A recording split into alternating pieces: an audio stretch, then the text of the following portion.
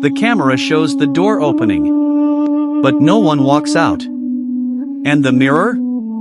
It moved late. The last guest of room 428, a true story inspired by real events. In October 2017, a small roadside hotel off Route 66 in Arizona quietly shut down room 428. There was no fire. No crime scene tape. No official police report made public. The room was simply erased from the booking system. What happened inside room 428 was never meant to be shared. But one former night clerk broke his silence in 2022, and what he described still keeps investigators awake at night. The hotel that no one stayed in twice. The motel was called Red Halloween, built in the late 1970s to serve long-haul truckers and late-night travelers. It sat miles away from the nearest town, surrounded by desert and dead radio silence. Guests had complained for years about strange noises. Doors opening on their own. Phones ringing with no one on the line. And mirrors fogging up even in dry desert air. But room 428 was different. No one ever booked it twice. Some guests checked out before sunrise. Others left without their luggage. A few never spoke about their stay at all. Management blamed paranoia.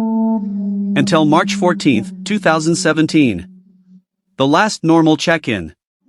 At 11:47 p.m., a man named Daniel Cooper, age 34, checked in alone. Daniel was a freelance videographer driving from Nevada to New Mexico for a short documentary job. His dashcam footage, later recovered, showed him joking about the motel. "This place looks like it hasn't changed since the 80s. The night clerk, Michael R., remembers Daniel clearly. He was calm. Friendly. Asked one weird question, Michael later said. Daniel asked, "Has anyone died in room 428? Michael laughed and said no. That was a lie. What the cameras showed. The hallway cameras were old but functional. At 12:18 a.m., Daniel entered room 428. At 2:03 a.m., the camera outside his door recorded something impossible. The door opened. But no one walked out. The door remained open for 47 seconds, then slowly closed by itself. No footsteps. No shadow. No sound. At 2:17 a.m., Daniel's phone made a call to the front desk. Michael answered. No one spoke. Instead, Michael heard breathing. But it wasn't human. It sounded wet, he said. Like someone breathing through water. The call lasted exactly 66 seconds. The mirror incident. Inside room 428, police later found Daniel's cameras still recording.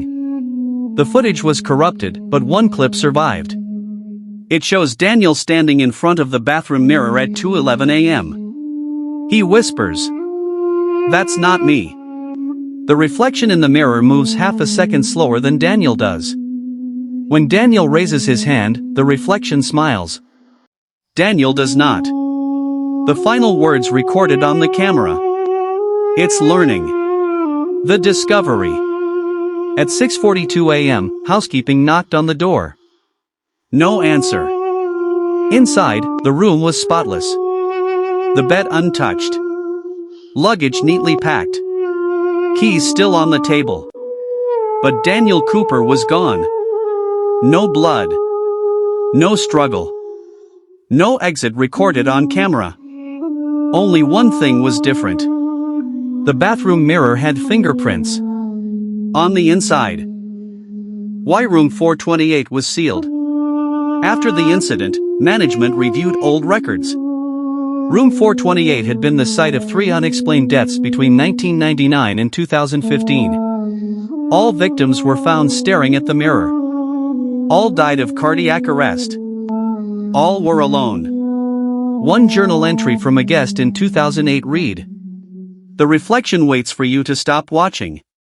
The room was closed permanently. Mirrors were removed. The door was bolted shut. Or so they thought. The final twist. In 2021, the building was sold and partially demolished. During renovation, workers discovered something behind the bathroom wall of room 428. Another mirror. Facing inward. No fingerprints.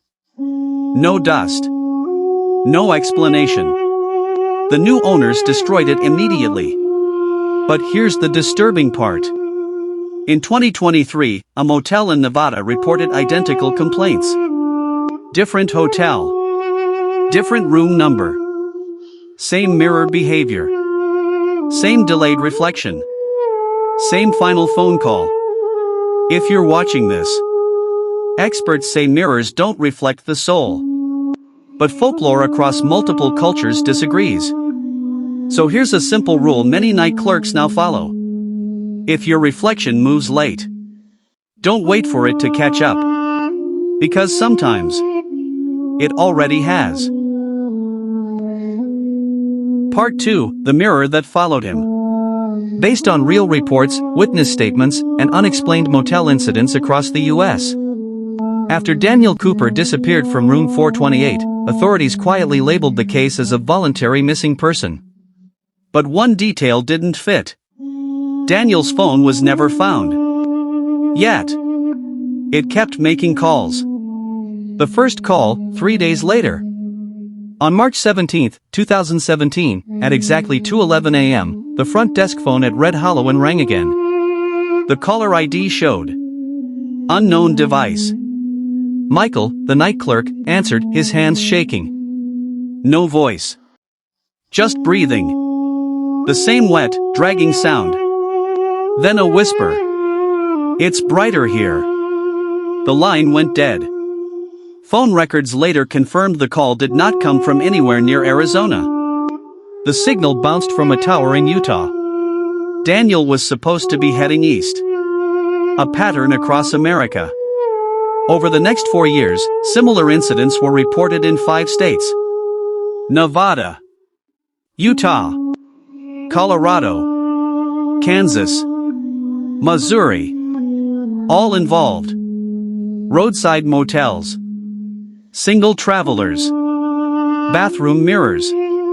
Calls made at 2:11 a.m. Always the same complaint. My reflection is copying me wrong. One truck driver in Nevada checked out at 3 a.m., leaving behind a handwritten note. It learned my face. The surveillance footage no one can explain. In 2019, a motel in rural Colorado released hallway footage to local police. At 2:10 a.m., a man walks toward the bathroom. At 2:11 a.m., the bathroom light turns on. At 2:12 a.m., the mirror reflection walks out first. The real man never does. Police dismissed it as video corruption. Until a frame-by-frame analysis revealed something terrifying. The reflection cast no shadow. The survivor. There is only one known survivor. Her name was Emily Hart, age 29. She stayed one night in a Kansas motel while driving cross-country. Emily later told investigators, I brushed my teeth. Looked up. My reflection was still brushing. She froze.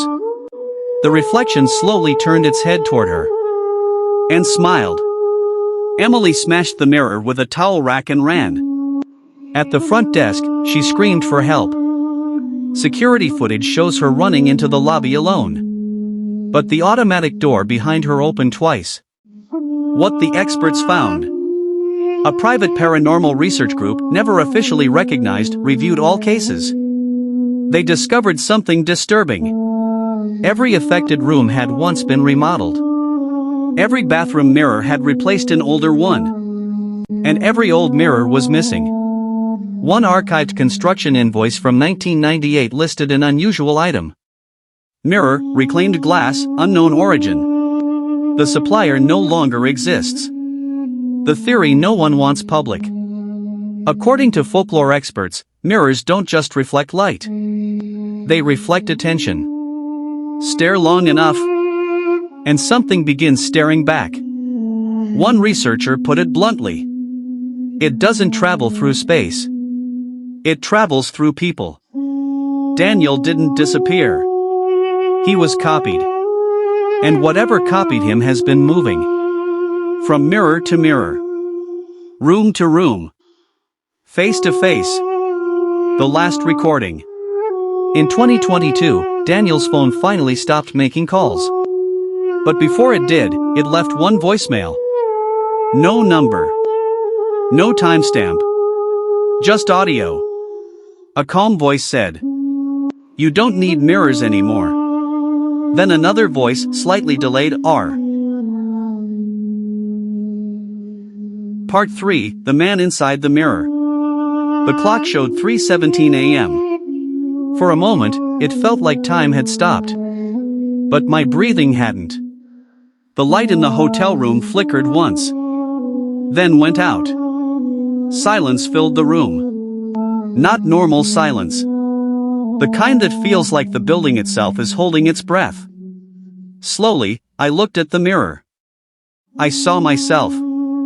But I wasn't moving. The version of me inside the mirror slowly lifted its head. Its eyes weren't like mine.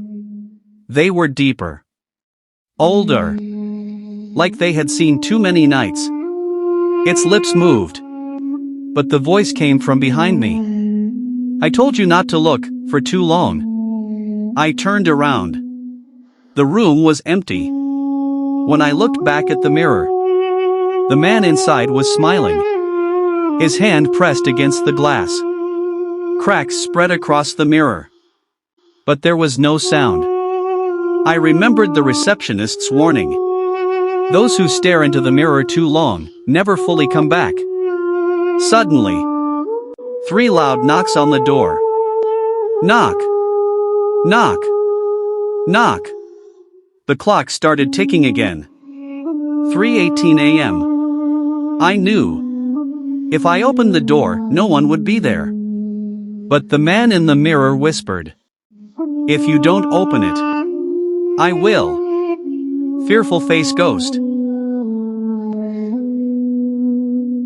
Part 4, Something stepped out. The knocking stopped. But the smile in the mirror didn't. The cracks in the glass spread slowly, like veins under skin. I tried to step back. But my reflection stepped forward. The mirror didn't shatter. It opened. Cold air poured into the room, carrying a smell of dust and rot. The thing that climbed out looked exactly like me. Except its eyes never blinked. Behind it, the mirror showed something else now. Not my reflection. A long hallway. Endless doors. Every door labeled with a room number. I understood then.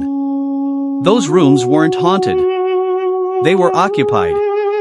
The thing wearing my face tilted its head and whispered, "Your room is free now."